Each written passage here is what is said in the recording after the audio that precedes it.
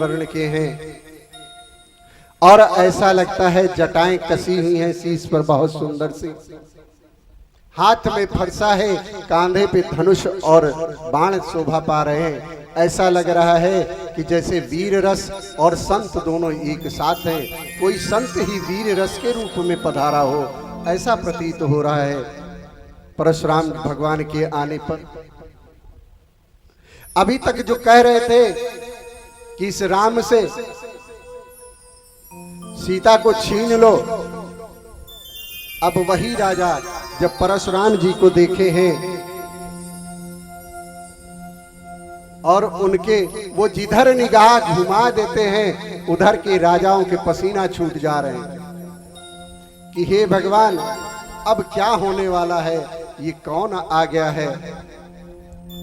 वो सारे राजा दौड़ करके भगवान परशुराम के चरणों में गिर करके प्रणाम करके और अपने पिता अपने बाबा परबाबा का नाम सुना सुना करके प्रणाम करने लगे कि हे महर्षि आप हमें नहीं पहचाने होंगे, आप पिछले चतुर्मासा में हमारे यहाँ आए थे, आपने चतुर्मासा किया था हमारे यहाँ, मैं फला का पुत्र हूँ। गोस्वामी तुलसीदास जी कहते हैं पितु समेत कही कही निज नामा, लगे करन सब दंड प्रणामा। पितु समेत कही कही निज नामा, लगे करन सब दंड प्रणामा।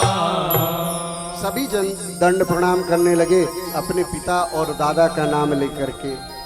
लेकिन उसी बीच में अगर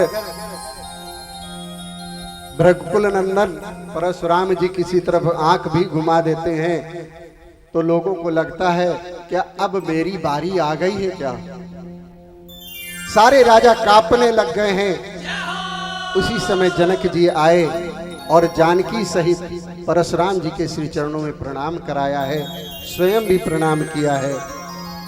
परशुराम भगवान ने जानकी जी को सौभाग्यवती भव का आशीर्वाद दिया तो जनक जी हर्षित हो गए कि चलो इतना कार्य तो सिद्ध हो गया। कोई बात आएगी तो कहूंगा प्रभु अभी आपने वरदान दिया है, आपकी ही वाणी कैसे झूठी हो सकती है। तो जनक जी अस्वस्थ हो गए। विश्वामित्र जी राम और लक्ष्मण को ला करके जनक जी परशुराम जी के चरणों में वंदना कराए हैं। राम जी और लक्ष्मण जी दोनों लोगों ने वंदना की है। भगवान परशुराम ने आशीष दिया यशस्वी भव दीर्घायु भव। राम जी को देख करके परशुराम एकटक देखते रह गए। राम जी के मुखार बिंदु से परशुराम जी के नेत्र नहीं हट रहे। इतनी सुंदर पावन शोभा कभी देखी नहीं। भर नयन निहार रहे हैं। निहारते निहारते अचानक से उनकी जब भ्रगुटी राम जी जब नेत्र राम जी से हटे ना तो जनक से पूछे जनक ये बताओ जनक तुम्हारे यहाँ इतनी भीड़ कैसे है। उस समय के जो कमिश्नरेट थी ना वो कमिश्नरेट उन्हीं के पास थी, परशुराम जी के पास। इतना बड़ा आयोजन कर रहे हो तो परमिशन ली थी तुमने, और नहीं ली थी तो तुम इतना बड़ा आयोजन कैसे कर रहे हो। तो परशुराम जी ने पूछा कि जनक तुम्हारे यहाँ इतनी भीड़ कैसे, क्या बात। जनक जी ने हाथ जोड़ करके कहा प्रभु ये मेरी बिटिया के विवाह का अवसर है। अच्छा विवाह का अवसर है, बहुत सुंदर बात, परमिशन कहाँ है।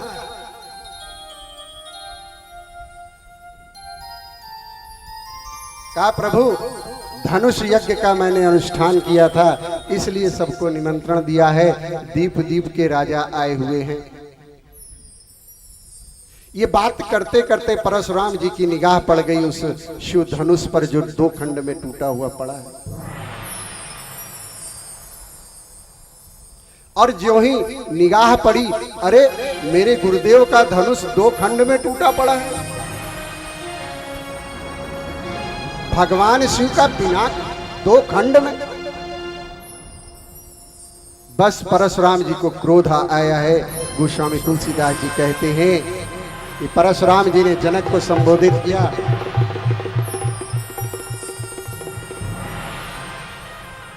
कि कहु जड़ जनक धनुष कै तोरा, कहु जड़ जनक धनुष कहीं तोरा। किसने तोड़ा है? फिर कहा, बेगी दिखावो मूढ़ नत। जल्दी से मूर्ख जनक दिखा कि ये धनुष किसने तोड़ा है। और अगर नहीं दिखा पाया तो ये समझ ले, इस फरसे से वहां तक धरती पलट दूंगा जहां तक तेरा राज्य है। जितनी तेरी राज्य की सीमा है वो अभी की अभी समाप्त हो जाएगी, कि अभी की अभी।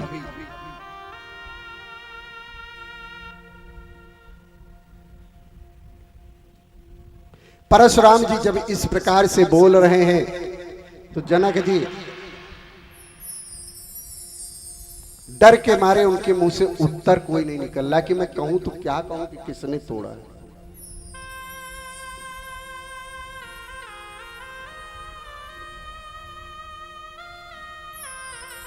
अब जब परशुराम जी की भ्रगुटी घूमी तो सब डर रहे हैं कि उसी समय लक्ष्मण जी महाराज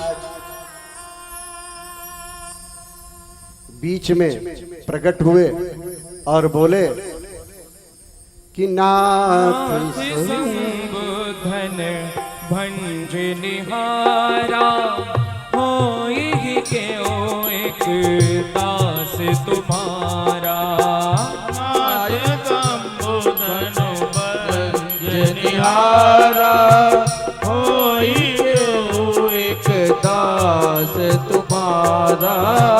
आयस का कहिए किन मोगी, सुन रिसाई बोले मुन कोगी।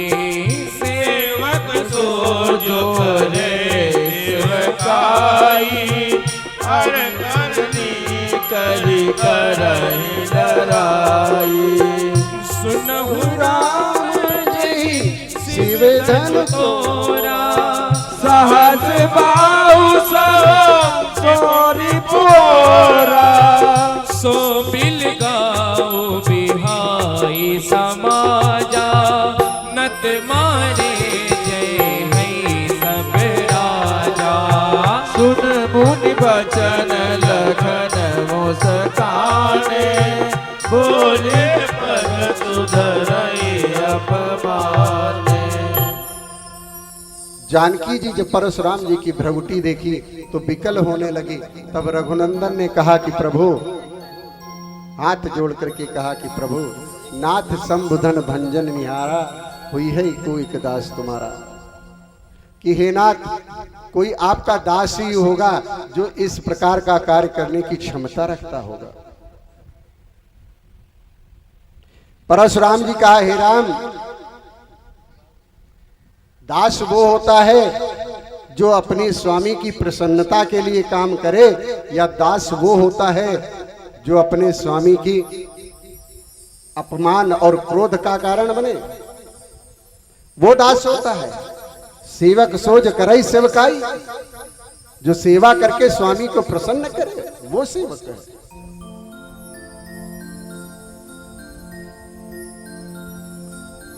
राम जी ने कहा कि प्रभु आज्ञा करिए कि क्या करूं, दास क्या करे।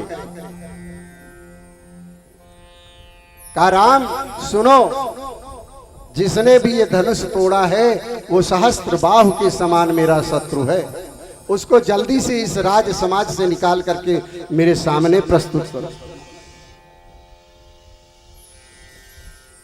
क्यों? मैं बहुत देर तक प्रतीक्षा नहीं कर सकता उस दुष्ट की। राम जी तो हमारे सरल और सीधे हैं बेचारे, बड़ी विनम्रता के साथ संवाद कर रहे हैं परशुराम जी के साथ।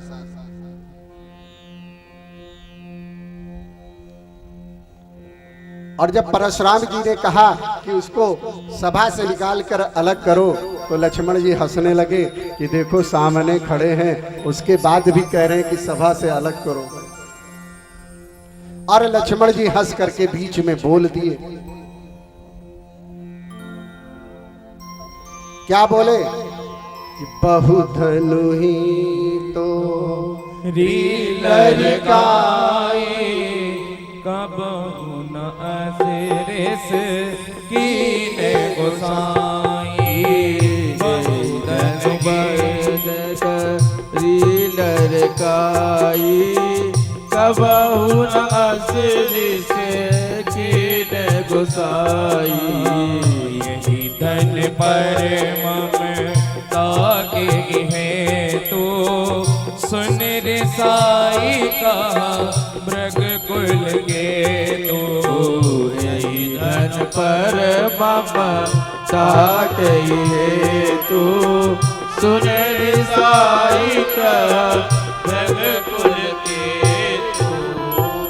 लक्ष्मण जी ने कहा कि भगवान बचपन में बहुत सी धनुइयां तोड़ी हमने, तब तो ना आपने ऋषि कभी गुस्सा हुए, ना कोई और ने गुस्सा किया।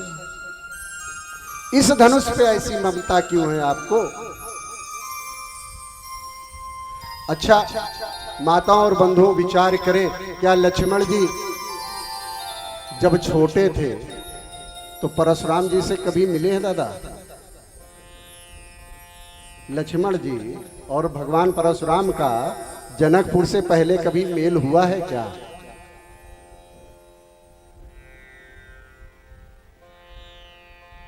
क्यों? क्योंकि शिक्षा दीक्षा तो वशिष्ठ जी के पास ली, और शिक्षा लेकर के जब आए हैं तो विश्वामित्र जी लेकर के चले आए। जब परशुराम जी से कभी भेंट ही नहीं हुई तो लक्ष्मण जी फिर ये क्यों कह रहे हैं कि बहुधनु ही तो लड़काई कबहु न असरिसी कीने गोसाई। बचपन में बहुत सी धनुष तोड़ी हैं, पर कभी गोसाई स्वामी आपने कभी ऐसा गुस्सा नहीं किया। जब कोई मिला होगा तब न मिला। एक संत के मुंह से इस पर भी एक चर्चा सुनी। क्या सुनी? कि भृगुकुल नंदन परशुराम क्षत्रियों का, उन क्षत्रियों का जो एक वंश विशेष से थे, उस वंश का नाम है वंश है। वाल्मीकि रामायण में चर्चा आती है और पुराण में भी मिलती है, विष्णु पुराण में भी है वंश के क्षत्रिय है, जो कि उस समय बड़ा अत्याचारी और अनाचारी क्षत्रिय हैं। उनके साथ भगवान परशुराम का युद्ध हुआ है, तो परशुराम भगवान ने उनके वंश का कई बार संहार किया है। सारे क्षत्रियों का संहार किया होता तो रघुकुल कहां से आता? चंद्रवंश कहां से आता? अग्नेय वंश कहां से आता? ये क्षत्रिय वंश के कुल है ना सिंह साहब, जहां तक मुझे जानकारी है। तो सभी का संहार नहीं किया। उस समय के जो आताताई राजा हैं, उन आताताई राजाओं का जो अपने क्षत्रो धर्म को भूल करके अपनी ही प्रजा पे अत्याचार कर रहे हैं, महाराज परशुराम, भगवान परशुराम ने उनके साथ युद्ध करके उनको परास्त किया, उनका अंत किया है। तो लक्ष्मण जी कहते हैं कि बहु धनुही तोरी लड़काई, बचपन में बहुत सी धनुष तोड़ी है। जब बालपन में था,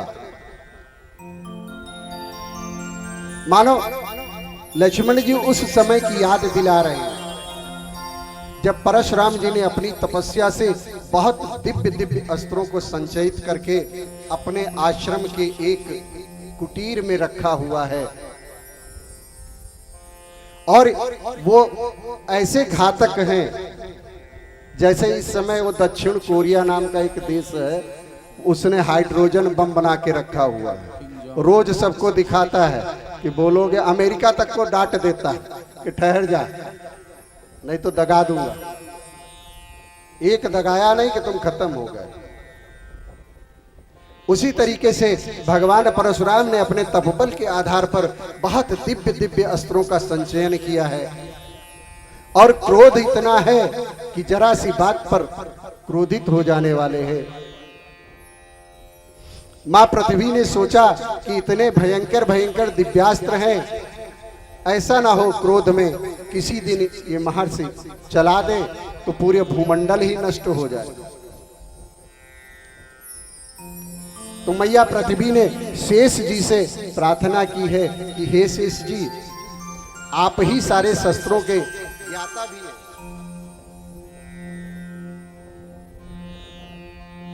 जैसे बम को डिफ्यूज करने वाला स्क्वाड तंत्र जानता है कि बम में कौन सा तार काटा जाए तो बम डिफ्यूज हो जाएगा। तो पृथ्वी ने शेष जी से प्रार्थना की कि हे प्रभु, आप बताओ, ये इतने दिव्य दिव्य अस्त्र हैं, कभी ऐसा हुआ तो पूरा ब्रह्मांड नष्ट हो जाएगा इनके क्रोध में। तो शेष जी ने एक बालक का रूप रखा है और पृथ्वी ने शेष उस बालक की मां बनी है। और दोनों संध्या के समय में परशुराम जी के आश्रम पहुंचे हैं और परशुराम जी के आश्रम में कहा कि देव, हम निराश्रित हैं और संध्या बेला भी हो गई है। महर्षि, यदि आपकी आज्ञा हो तो हम आपके आश्रम में कुछ दिवस निवास कर लें। परशुराम जी ने कहा, वैसे तो मेरे आश्रम में स्त्रियों का निवास निषेध है। क्यों? क्योंकि मैं स्वयं में बाल ब्रह्मचारी हूं। पर मात्र रूप आप इस बेला में आई हैं कि यदि मैं कह दूं कि आप यहां ना रुके तो वन्य प्रदेश है, वन्य प्रदेश में आप कहां भटकेंगी इस बालक को लेकर के। ठीक है, मेरी कुटिया से दूर वो कुटिया है एक छोटी सी, तुम दोनों उसी में निवास करो। मैया पृथ्वी और शेष जी इस कुटिया में विश्राम किए हैं और कुछ दिन का जो अवसर मांगा था उस अवसर में परशुराम जी की बहुत सेवा शुरू की है शेष जी ने। जब सेवा करते हैं तो धीरे धीरे जैसे होता ना, गोस्वामी तुलसीदास जी की वो बात कि जाने बिनु न होई परतीति और बिनु परतीति होई नहीं प्रीति। जाने बिनु ना होई परतीति, बिनु परतीति होई नहीं प्रीति। जब लक्ष्मण जी बहुत दिन सेवा करने लगे और कोई पास में जब ज्यादा दिन रह जाता है तो स्वाभाविक रूप से उसके प्रति एक विश्वास, एक स्नेह हो जाता है। इतनी सेवा की है कि परशुराम जी प्रसन्न है। धीरे धीरे पूरे आश्रम की साफ सफाई का जिम्मा भी शेष जी के पास आ गया है। भैया पृथ्वी और शेष दोनों जी यही कर रहे हैं। एक दिन परशुराम जी को अपनी यात्रा के लिए जाना था तो परशुराम जी ने कहा, देखिए आप दोनों यहाँ पे विराजे, पर इस कुटिया की परिधि में प्रवेश मत करिएगा। क्यों? क्योंकि उसी कुटिया में ही तो सारे अस्त्र संचित करके रखे परशुराम भगवान ने। परशुराम भगवान चले गए तो वो सु अवसर जान करके शेष भगवान उस कुटिया में प्रवेश किए हैं और प्रवेश करके जितने दिव्यास्त्र हैं उनको निस्तेज कर दिया है। उनका तेज खत्म कर दिया सारे दिव्यास्त्रों का। जब एक दो दिन के बाद परशुराम जी वापस आए हैं और अपनी कुटिया में प्रवेश किए हैं तो देखा कि जो अस्त्र चमचमा रहे थे उन अस्त्रों की तो बैटरी ही गायब है।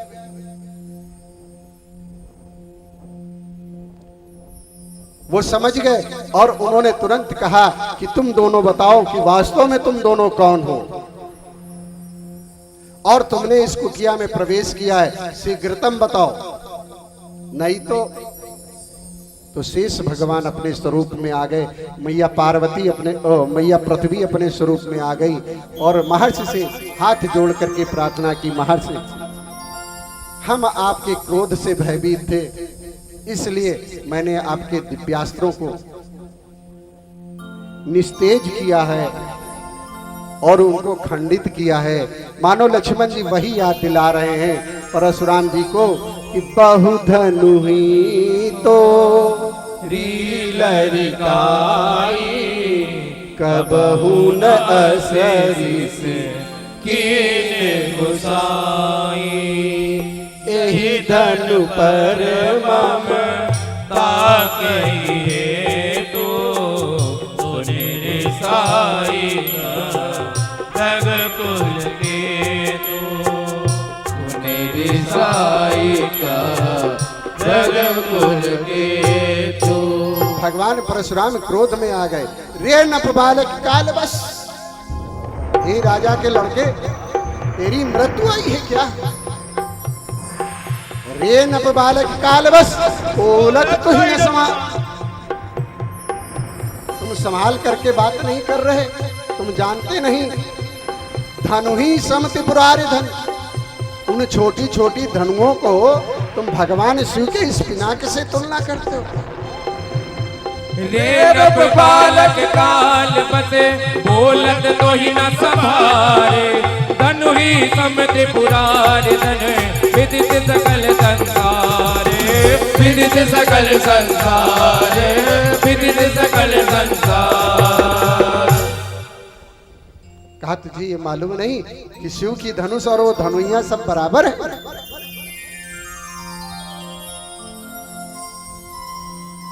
लक्ष्मण जी फिर मुस्कुरा दिए कि महर्षि कैसी बात करते हैं, हम ठहरे क्षत्रिय, हमारे लिए तो सारी धनुष एक ही जैसी है और मैं जानता हूं कि सारे धनुष का एक ही काम है, एक ही जात की तो सारी धनुष है, सबसे बाण संधान करके बाण चलाना यही तो काम धनुष का है। सुनो देव सब धनुष समाना, सारे धनुष एक ही समान तो हैं और हम क्षत्रिय हैं, अगर हमसे धनुष चढ़ाने में उठाने में टूट जाए तो इसमें आश्चर्य की बात क्या है? और फिर ये तो जर्जर पुराना, पता नहीं कितना पुराना और जर्जर है, लग रहा घुन सा गया है। छुअति टूट रघुपति नहीं दोषु, मुनि बिनु काज करे कतिरो छुअत न टूट रघुपति दोषु, छुअति टूटे रघुपति ही न दोषो, मुनि बिन काज करिए कतरो सो। राम सिया राम, सिया राम जय जय राम, राम सिया राम जय जय राम। कहा मेरे रघुनंदन का दोष क्या है? ये पुराना सड़ा हुआ सा धनुष था, इन्होंने तो हाथ ही लगाया था। पूछ लो किसी से, किसी ने देखा है क्या कि मेरे रघुनंदन ने तोड़ा है इसको?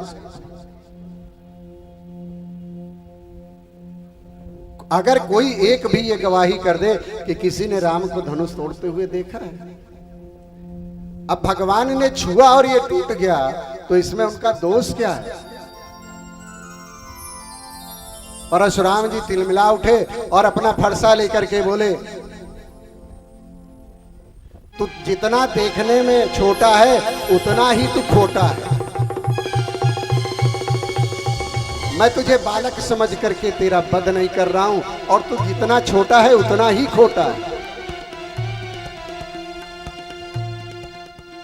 इस फरसे से मैंने, तुम्हें नहीं मालूम, तुम छोटे अभी बच्चे हो, इस फरसे से मैंने पता नहीं कितनी सहस्त्र भाव का वध किया है और कितनी बार क्षत्रिय संहार किया, तुम्हें संज्ञान भी नहीं है और तुम छोटे हो इसलिए इस तरह की बात कर रहे हो।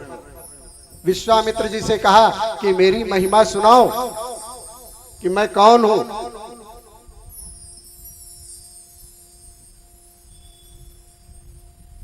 लक्ष्मण जी ने कहा महर्षि, आपन मुख तुम आपन करनी,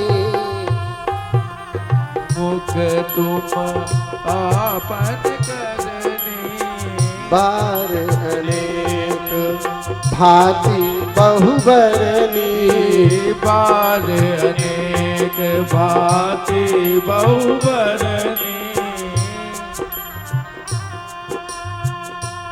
आपने अपनी करनी अपने ही मुंह से कई बार बखान की है, और आपसे बढ़िया आपकी करनी कौन मुख बखान कर सकता है। और ज्यों ही लक्ष्मण जी ऐसी बात करते हैं,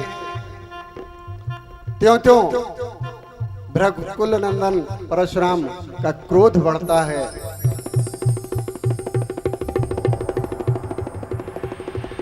फिर उन्होंने कहा कि देखा, इस फरसे से मैं तेरी गर्दन काट दूंगा। तो लक्ष्मण जी बोले कि इहा कुम्हड़बती या को नाही, इहा कुम्हड़बती या को नाही, जे दर्जनी देके मर जाई। हे परशुराम जी, यहाँ कोई कुम्हड़े की बतिया नहीं है, कद्दू की बतिया जानते हैं? कद्दू का फल छोटा सा, कहते हैं कि उसको अगर उंगली दिखा दो तो मुरझा जाता है, सड़ जाता है। तो लक्ष्मण जी कहते हैं आप बार बार ये फरसा जो दिखा रहे हैं, ये फरसा ना दिखाइए महर्षि। यहाँ कोई कद्दू की बतिया नहीं जो उंगली देख करके, हम रघुकुल के लोग हैं, हम क्षत्रिय हैं।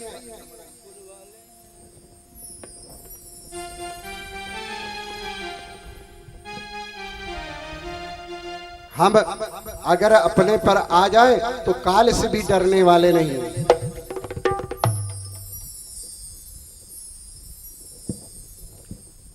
जब राम जी ने देखा कि परशुराम जी का बड़ा क्रोध बढ़ रहा है, तो राम जी बीच में आए और प्रेम से बोले कि भगवान, मैं आपका अपराधी हूं।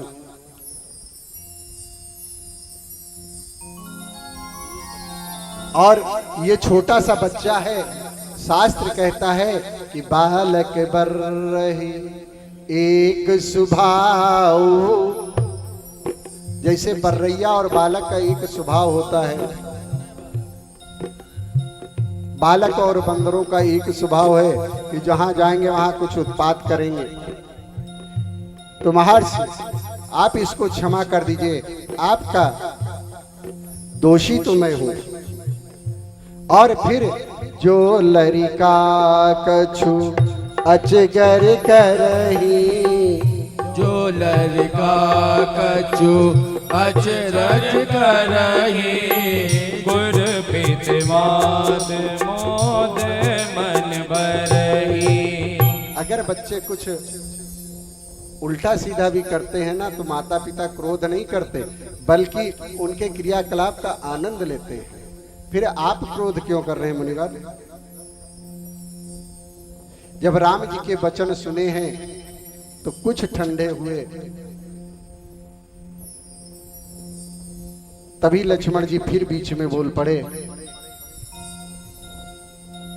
कि महाराज, आप केवल ये फरसा दिखाना जानते हैं कि सूर समर करनी करें, नहीं न जना वही आप। विद्यावान रन पाए रुकु, कायर कतई प्रताप रामा, कायर कतई कताप रामा, कायर कतई प्रताप। परशुराम जी ने कहा कि राम, ये तुम्हारा जो छोटा भाई है, ये जितने देखने में जितना गोरा दिख रहा है, अंदर से ये उतना ही काला है। मैं बार बार इसको बच्चा समझ करके माफ करता हूं, और बार बार ये मेरा परिहास कर रहा है। और तुम भी कम नहीं हो, तुम भी बहुत धूर्त हो। मीठी मीठी बातें करके मुझे पलझा रहे हो बार बार। जब परशुराम जी ने ऐसा कहा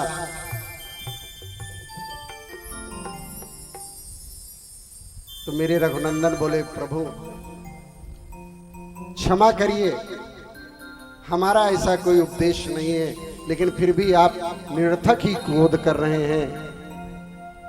और आप ब्राह्मण हैं, ब्राह्मण तो हम क्षत्रियों के वैसे ही रघुकुल के पूजनीय हैं, हम आपका वैसे ही पूजा करते हैं प्रभु।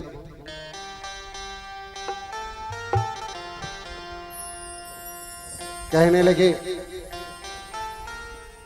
राम जी कि हे प्रभु, राम मात्र लघु नाम हमारा, परस सहित बड़ नाम तुम्हारा। राम मात्र लघु नाम हमारा, परस सहित बड़ नाम तुम्हारा। देव एक गुण धनुष हमारे, देव धनुष हमारे, परम पुनीत तुम्हारे। नव गुण परम पुनीत तुम्हारे। सब प्रकारे हम तुम सनहारे, क्षमा हो बेप्र अपराध हमारे। राम सिया राम, सिया राम जय जय राम। राम सिया राम, सिया राम जय जय राम। राम जी ने कहा कि हे रघुकुल नंदन, मेरा तो सिर्फ नाम राम है, और वास्तव में परशुराम जी का जो मूल नाम है वो राम का ही है। उनका भी नाम जो है वो राम है। वो जब से फरसा धारण किया है उन्होंने, तब से उनका नाम परशुराम पड़ा है, नहीं मूल में वो भी राम है। राम से राम का संवाद हो रहा है। तो राम जी ने कहा कि मैं क्षत्रिय हूं, मेरे पास तो सिर्फ एक गुण है, क्षत्रों का गुण है मेरे पास। ये धनुष ही हमारा गुण है, ये धनुष हमारा गुण है, क्षत्रों का मेरे पास गुण है, सबकी रक्षा करना ही तो मेरा गुण है। पर देव, आप ब्राह्मण हैं, नवगुण परम पवित्र तुम्हारे, आपके नवगुण परम पवित्र हैं। कहां एक गुण, कहां 9 गुण। मानो भगवान राम कहना चाहते हैं कि ब्राह्मण के अंदर ये 9 गुण होने चाहिए। अगर ये 9 गुण हैं तो वास्तव में वो ब्राह्मण कहलाने का पूर्ण योग्य अधिकारी है। जब 9 के 9 गुण हो तो तभी वो वास्तव में ब्राह्मण, वास्तविक ब्राह्मण कहलाने का अधिकारी है। तो ब्राह्मण के 9 गुण कौन से हैं? वो वाले ब्राह्मण नहीं है, वो तो ब्राह्मण ही कहने में शर्म आती है उन ब्राह्मणों को जो मांस मदिरा भक्षी हैं, जो मदिरा पान करते हैं, शुरा सुंदरी के बीच में डूबे हुए हैं, पर नारी का दर्शन करते हैं। यदि ऐसा कोई ब्राह्मण है तो वास्तव में भले वो कुल में जन्मा हो, पर शास्त्र कहते हैं वो ब्राह्मणत्व का अधिकारी तो नहीं हो सकता। कुलीन ब्राह्मण हो ना, पूज्य ब्राह्मण नहीं हो सकता। कुल से है पर पूज्य नहीं हो सकता अगर ये दुर्गुण उसके अंदर है। तो 9 गुण बताए हैं राम जी ने। कौन से? पहला बताया सम, दम, तप, शौच, क्षमा, सरलता, ज्ञान, विज्ञान और आस्तिकता। ये 9 गुण जिसके अंदर विद्यमान है वास्तव में वो ब्राह्मण है। या यूं कहें कम शब्दों में, ऋजि तपस्वी संतुष्ट। जो ऋजि हो अर्थात जिसने वेदाध्ययन किया हो, शास्त्राध्ययन किया हो, ज्ञानवान हो, ऋजि हो, तपस्वी हो, जिसने अपने को तपाया हो, संतुष्टा, जो संतुष्ट है कि भगवान ने जो हमें दिया है वही पर्याप्त है, उतने में ही संतोष करके अपने जीवन का यापन करे। ऋजि तपस्वी संतुष्टा, दान देता और दान करता। दान लेने की वृत्ति है और दान देने की भी वृत्ति है। विद्या अध्ययन करना और विद्या अध्ययन कराना जिसका गुण है, और जो ब्रह्म तत्व का जिसके अंदर चिंतन है, परमात्म तत्व का चिंतन है, मूल रूप से वही ब्राह्मण कहा जाए तो उचित है, वही ब्राह्मण पूजनीय है। तो मेरे राम जी कहते हैं कि नव गुण परम पवित्र तुम्हारे, नव गुण परम पुनीत तुम्हारे, देव एक गुण धनुष हमारे, नव गुण परम पुनीत तुम्हारे, सब प्रकार हम तुम संहारे, क्षमो विप्र अपराध हमारे। बार बार भगवान विप्रवर कह करके, राम राम सन विप्रवर कह करके संबोधन कर रहे हैं। कहते कहते परशुराम जी का फिर भी संतुष्टिकरण नहीं हो रहा है।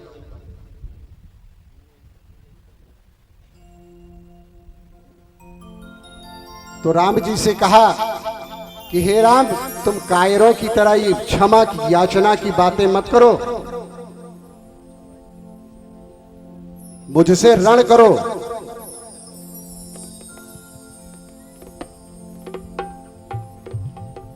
और रण करो, नहीं तो नाहित छाड़ कहाऊ रामा, नहीं तो अपने को राम कहलाना छोड़ दो।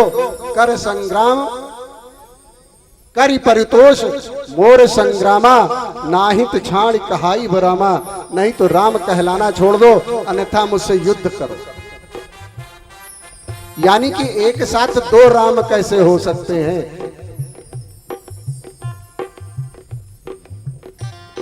झगड़ा यहां धनुष का नहीं, झगड़ा यहां नाम का है।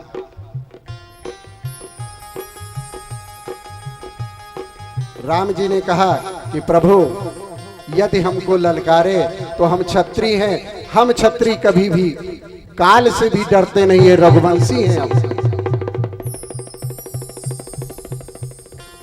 हम आपके त्रिपुंड और जनेऊ को देख करके शांत हैं, क्योंकि हमारे रघुवंश में ब्राह्मण का आदर होता है। हम क्षत्रिय कभी भी स्त्री और ब्राह्मण पर अपना हाथ नहीं उठाते। आपके कांधे पर पड़े हुए इस यज्ञोपवीत्र के कारण आप पूजनीय हैं, और नहीं तो हमको अगर इतना कोई ललकारता तो काल की भी क्षमता नहीं जो सम्मुख आकर के युद्ध कर ले।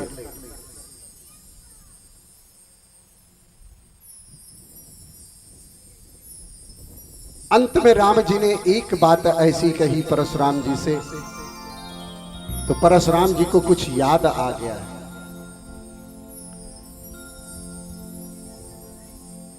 कहूं सुभावन कुलहि प्रशंसी, कालहु डरगिना रन रघुवंशी, विप्रवंशी के असी प्रभुताई,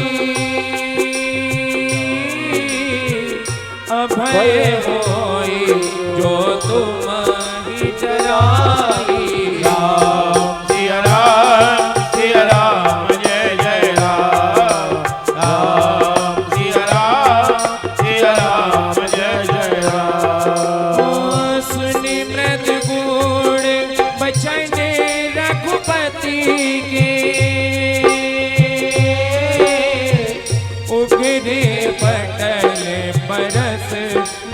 सुमति के राम सिया राम जय जय राम राम सिया राम जय जय राम राम रमापति कर धन ले है जब बेटे मोरे संदेह राम सिया राम जय जय राम राम सिया राम जय जय राम देत चाप आप ही चल गयऊ परशुराम मन विस्मय भयऊ देत चाप आप ही चल गयऊ परशुराम मन विस्मय भयऊ देत चाप आप ही चल गयऊ परशुराम मन विस्मय भयऊ राम सिया राम जय जय राम राम सिया राम